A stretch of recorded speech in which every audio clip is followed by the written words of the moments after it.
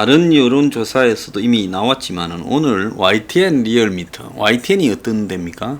정권의 그야말로 대표적인 홍보 방송이죠.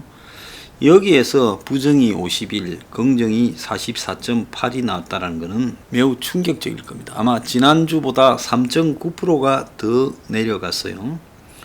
그래서 문이 이제 거의 수직으로 낙하하고 있는 모양이 지금 보이고 있습니다. 자, 그런데 이런 상황에서 지금 이제 여권의 대권 주자들이 문 정권의 추락의 가장 큰 요인인 부동산 실패에 대해서 각자 자기 소리를 내면서 문의 그동안의 일사불란한 줄 세우기에 반발하고 나섰습니다. 앞에 4부에서도 이야기했지만 청와대가 문재인이 직접 그린벨트 아파트와 또 이 군부대 아파트 이 문제를 말하지 않았는데 다른 사람이 사칭해서 그렇게 했을 거라고는 보지 않습니다.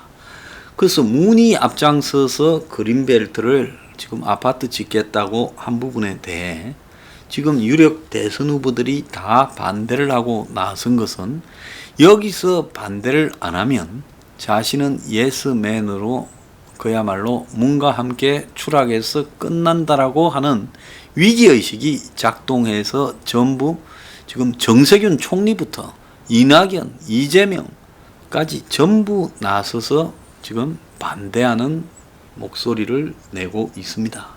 그래서 이미 부동산은 문 정권의 대표적 정책 실패 사례가 되어버렸고 그야말로 무능한 정권이 정치적 득실을 너무 얄팍하게 따지다가 부동산 가격 폭등으로 지금 거의 좌초되고 있다는 이야기가 나오고 정부가 대표적으로 실패한 사례가 되고 있다. 경제학적 용어로 시장 실패라는 용어가 있습니다. 시장에 맡겨둘 경우 효율적 자원 배분이 불가능하거나 곤란한 상태, 즉 시장에 보이지 않는 손 작동에 의해서 자유시장 경제가 모든 것을 다 분배를 해준다면 부동산 문제가 생길 리가 없잖아요. 그러니까 자유시장 경제주의자라고 하는 한국의 숙골들이 이 문 정권의 부동산 시장 실패에 대해서 왜 그러한지에 대한 답을 못하는 겁니다. 그러니까 때로는 정부의 개입을 통해서 효율적인 자원 배분을 해야 되는 거예요. 근데 국민의 원하는 자원 중에 집만큼 효율적인 자원 배분이 필요한 분야가 어디 있겠습니까? 그러니까 정부의 역할 중에 가장 중요한 게 대한민국에서는 집 문제에 대한 시장 실패가 생기지 않도록 해야 되는 겁니다. 그런데 해방 이후 지금까지 집을 사놓으면 어떤 투기보다도 몇 배의 가장 큰 이익이 되었다는 걸 전부 다 알고 있습니다. 한국 사회 상류층이 다 알고 있어요. 한국에 돈 많이 버는 사람은 기업인조차 부동산으로 돈 많이 버는 사람이 대부분입니다. 그러니까 한국은 부동산에 관해서는 끊임없는 시장 실패가 약간씩 뜸할 때 빼놓고는 계속되어 온 나라라고 봐야 되는 거죠. 그런데 부동산에서 시장 실패가 생기는 가장 큰 이유는요, 제가 봤을 때는 대입하고 똑같다고 봅니다. 대학 들어갈 때 제일 중요한 게 정보, 기득권이 사적으로 스펙을 만드는 것처럼 부동산을 사들이는데 자신들끼리의 커넥션을 동원해서 거기에 심지어 은행 대출까지도 끌어들여서 집을 사고 그것이 엄청난 돈들을 다시 대가로 돌려줬다는 거죠. 그래서 이 커넥션이 없는 사람은 부동산 대출 통해 집을 산다라는 부분에 일정한 능력이 안 되는 사람은 꿈도 꿀 수 없는 일이라는 겁니다. 그러니까 결국 부동산에서 시장 실패는 부동산에 대한 투기 수요가 항상 있었는데 이제 이것이 가끔 뜸하다가 이제 그러고 지나면 다시 고개를 든다는 거죠. 자, 한번 보세요. IMF가 왔을 때 97년에 그 이후에 한 3, 4년간, 4, 5년간은 부동산이 좀 안정적이었습니다. 왜? IMF의 충격에서 벗어나지 못했으니까요. 근데 한국이 IMF를 벗어나려고 돈을 막 시중에 이렇게 뿌리고 이러면서 노무현 정권 들어서고 2003년부터 또 있었습니다. 그러다가 잠깐 진정되었다가 또 노무현 정권 말미인 2006년, 7년에 계속 또 부동산 폭등이 있었습니다. 그때 뭐가 왔습니까? 왜 보수 정권에서 부동산이 안 올랐냐고 저한테 물은 사람이 있었어요. 보수 정권이 잘해서 부동산이 안 올란 게 아니라 2008년에 세계 금융위기가 터졌고 그게 한국에는 2008년, 9년, 한 10년까지 한 3년쯤 영향을 많이 미쳤습니다. 성장률에도 영향을 미쳤고요. 수출에도 영향을 미쳤고요. 전 세계가 어려웠죠. 그런데 한국은 상대적으로 거기에 큰 데미지를 안 입었기 때문에 한국 사람이 좀 둔감했지만 환율도 흔들렸고 기업들도 많이 좀 무너졌고 어려움이 많았습니다. 그래서 그때 금융위기를 겪었기 때문에 그 금융위기의 원인이 뭐 때문에 시작됐습니까? 부동산 때문에 시작됐잖아요. 미국의 서브프라임 모기지론, 그리고 스페인, 그리스 이런 나라들이 전부 아일랜드, 영국 다 부동산 투기로 말려 들어갔다가 문제가 됐죠. 그래서 그런 나라들이 다 부동산이 문제가 됐습니다. 그래서 부동산 몰락이 오는 것 아니냐라는 분위기가 조성이 되면서 부동산에 겁을 먹었죠. 그래서 그때부터 또 한 5, 6년 조용했습니다. 그러니까 97년에 외환위기 끝나고 5, 6년 조용하다가 문재인 정권, 노무현 정권에서 시작되고 또 IMF가 와서 이명박 정권에 조용하다가 박근혜 정권 중후반부부터 시작됐던 겁니다. 그러니까 정확하게 두 번의 충격이 한 5, 6년간 부동산 투자를 하지 못하게 만들었고 그 경제 위기를 극복한다고 많은 돈이 시중에 풀리면서 다시 부동산 투기 붐이 되살아난 겁니다. 알겠습니까? 그렇기 때문에 이 문재인 정권은 지금 세계 경제가 안 좋은데 좋다라는 착각하에 시작했어요. 2007년에 대한민국의 경제학자 중에 문재인 정권이 굉장히 타이밍을 잘 이렇게 출발했다. 그래서 이 정권이 재수가 좋아서 정권 내내 좋을 거다. 경제가 이런 헛소리를 하고 다녔어요. 내 한심하더라고요. 그 경제학자들만큼 사기꾼이거나 무식한 놈이 없거나 전부 이해관계에서 말을 하죠. TV에 나와서 부동산 바람 잡는 놈만큼 사기꾼 없습니다. 다 알아서 판단하기 바랍니다. 주식 홍보하는 놈만큼 사기꾼 없어요. 그래서 공적인 자리에서 부동산이나 주식이나 경제학을 말하는 사람들은 다 이해관계 때문에 말한다. 이건 제가 하는 이야기가 아니라 작년에 노벨 경제학상을 탄 사람이 공개적으로 미국의 국민들이 통계 내에서 조사하는 것보다 경제학자가 더 틀린다. 그래서 미국 사람들이 제일 안 믿는 계층 중에 하나가 정치인이고 그 다음으로 경제학자다라는 이야기가 있습니다. 그래서 기본적으로 문재인 정권이 시작될 때 풀린 돈은 많았고 이제 부동산이 올라갈 분위기가 조성이 되어서 또 경제 위기를 겪은 지가 5, 6년이 이제 넘어서 다들 마음이 풀렸고 미국에도 경제가 회복된다라고 보고 있었습니다. 그러니까 대한민국의 투기꾼들이 이 지금 노무현 정권 때 연상을 한 거죠. 문재인은 노무현 2다. 그러니까 이 정권에서 부동산이 올라가면 속수무책일 거니 우리가 부동산을 올리자고 투기꾼들끼리 이심전심으로 다 바람을 잡기로 돼 있던 겁니다. 그런데 그들이 하고 밀어붙이고 나니까 이 정권이 당하지 못하는 모습이 보여졌죠. 자, 그게 지금 투기의 본질이었다고 봅니다.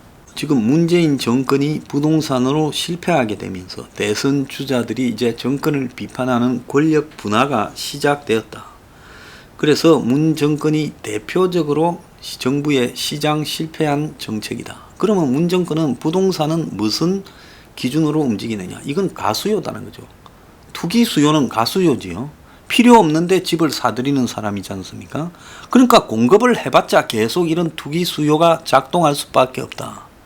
그리고 공급이라는 게 가격이 진짜 생산 원가 플러스 이윤이 아니라 투기 수요에 의해서 형성된 과도하게 높은 가격이 공급 가격이 된다.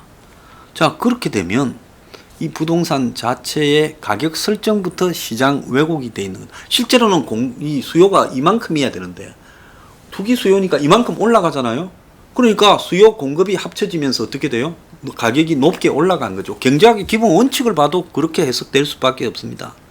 그래서 규제를 해서 실패한 것도 아니고요. 이거는 보수가 시비 거는 겁니다. 빨리 아파트 많이 재벌회사 아파트들 공급하게 해주라고. 그래서 문제는 국가적 주택 공급밖에 없는데 문 옆에 있는 대선하겠다라는 똘마니들 정세균이 이낙연이 이재명이도 국가적 주택 공급할 생각 안 합니다. 왜?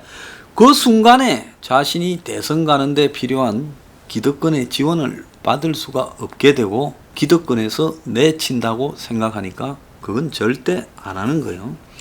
그래서 지금 여권 내 차기 주자들이 다 그린벨트 반대하면서 문 정권의 비판에 나섰고 이 부동산을 해결하지 못하면 문 정권이 나라 위기를 초래할 수 있다고 이재명이 또 이야기를 하고 나섰습니다.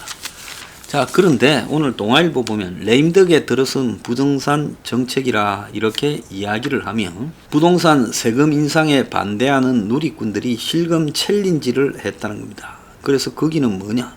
그래서 특정 단어나 문장을 인위적으로 검색어 상단에 올리자. 그래서 국토부 장관 비판, 조세 저항 등을 실검 순위에 올렸고 17일에는 문재인 이름까지 실검에 올리기 시작했어요.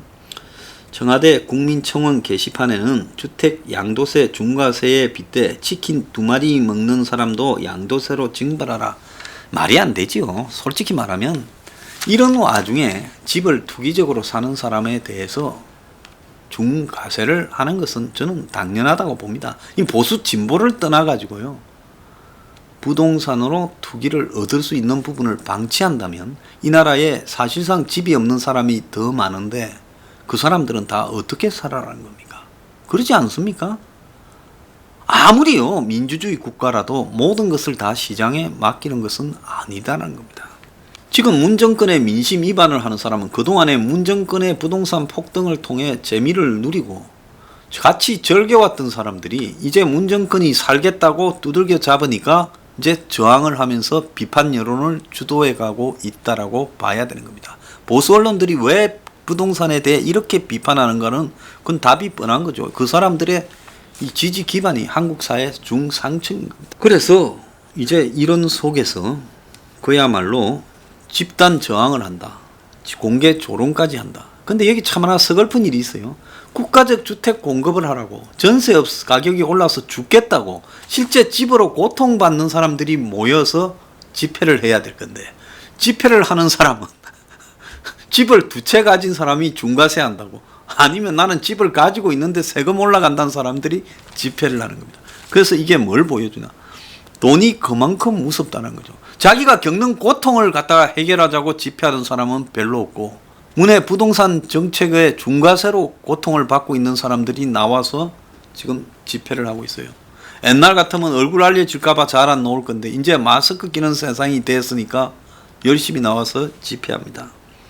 자, 정부 내에서도 이 문제에 대해 답도 없는 양상으로 손을 놓는 양상이 지금 벌어지고 있어요. 자, 이제 이렇게 되고 나면 아마 투기꾼들이 이겼다라고 되면서 투기가 지금 더욱 극성이 돼갈 겁니다. 지금 그래서 더 올라가고 있잖아요. 극단적으로요. 자, 모든 보수 언론들은 서울 시내 주택 공급을 늘리려면 주택 수요가 많은 강남 지역 재개발 재건축 규제 완화가 필요하지만 이럴 경우에 강남 집값이 급등해 전체 집값 상승으로 이렇게 갈 수밖에 없다는 거예요. 그러면 강남을 빼고 나머지 재건축, 재개발 그리고 요즘 많이 나오는 용적률, 건폐율 규제 완화 등을 말하겠느냐. 자, 이런 것들도 저는 소용없다고 봅니다. 지금 서울 시내의 투기 대상이 강남뿐만 아니라 비강남 전역에도 심지어 김포에도 신도시에도 다 투기가 불고 있습니다. 그렇다면 여기서 방법은 뭐냐? 제가 생각할 때는요. 국가적 주택 공급을 하겠다고 하는 겁니다. 문이 미통당에다가 제기하면 미통당이 반대하는 순간에 서민들에게 완전히 뒤통수를 맞게 될 거예요. 그래서 안 할 수가 없을 건데 문이 안 합니다.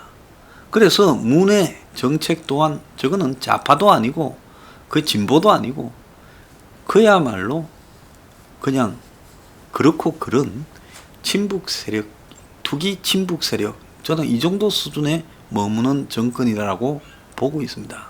이 지경을 당하면서도 끝내 이야기를 하지 않고 있어요. 근데 이것이 이제 문 정권을 녹아내리게 한다라는 것은 거의 분명한 것 같아요. 부동산 폭등이 문 정권을 녹아내리게 하는 것은 두 가지 측면이 있어요. 하나는 부동산으로 재미 본 사람들이 규제를 강화하니까 문에 등을 돌리는 겁니다. 그러지 않겠어요? 세금 내야 되고 뭐 임대차 관련 법을 강화한다고 하니까 다 등을 돌리죠. 그 다음에 부동산이 폭등하고 있으니까 집을 없는 사람, 살기를 놓친 사람들이 또 문을 비판할 겁니다. 전월세가 지금 당장 전쟁이 나게 생겼어요. 아마 올 가을 이제 내년 초 1월 2월 신학기 앞두고 아마 난리가 날 겁니다. 그런 상황 속에서 없는 사람은 없는 사람대로 이 지경을 만들어서 고통을 준다고 반대할 거고, 있는 사람은 있는 사람대로 반대할 거니까 지지율 폭등이 심화될 거다. 결국 사람은 재산 문제에 제일 민감하지 나머지 이념 문제 뭐 미군 철수 이런 거 관심도 없어요. 또 더 나아가서 친중이냐 친미냐 관심도 없어요. 그리고 무슨 소주성이니 뭐니 무슨 문정권의 무슨 이 꼼수 방역이니 더 나아가 가지고 이 정권이 하는 무슨 경제 정책이니 좌파 정책이니 관심 없어요. 가장 민감한 게 뭐냐? 자기의 개인적 금전적 이해관계와 맞부딪힐 때 등을 돌린다라는 게 나온 겁니다. 자, 지금 이렇게 급속히 등을 돌리는 데는요, 솔직히 가상의 30, 40대를 겨냥해서 집 살 기회를 놓쳤다라고 하며 문 정권이 대출을 제한했다라는 부분에 대해 진짜 기분이 나쁜 거는 그 사람들은 그 세대에서 10%도 안 되는 거예요. 90%는 집을 살 기회도 없는 사람들입니다. 이런 사람들이 분노해버린 거예요. 대출을 뭐 받는 기회를 놓쳐서 대출이 안 돼서 집을 못 사는 사람, 그 근처까지 간 사람은 10% 안에 들어간 사람이에요. 근데 90%는 대출을 받을 엄두조차도 못 내는 사람들이라는 겁니다. 이들이 분노하기 시작했고요. 그 다음에 가장 가진 자가 무서운 거는 가질수록 더 지독합니다. 그래서 가질수록 자신한테 세금이나 뭐 누가 개입해서 재산에 감나라 판나라 하는 걸 싫어하는데 결국 폭등하게 되니까 그 부분에 대한 규제가 가진 사람들한테 집중되니까 이들이 벌었을 때 재미 본 거는 생각 안 하고 항상 자신들은 그렇게 투기를 해서 돈을 벌어야 되는 게 기정사실처럼 생각하고 있다가 불쾌해져서 지금 길거리로 나서고 아주 문을 비판하는 거예요. 그래서 문이 밑에 층과 위에 층에 협공에 몰렸다. 근데 이것도 배부른 소리일지 모릅니다. 6개월만 지나면요, 부동산이 문제가 아니라 이제 기업과 가게가 다 몰락 폐업하면서 아마 생존적 투쟁으로 바뀔 거다는 겁니다.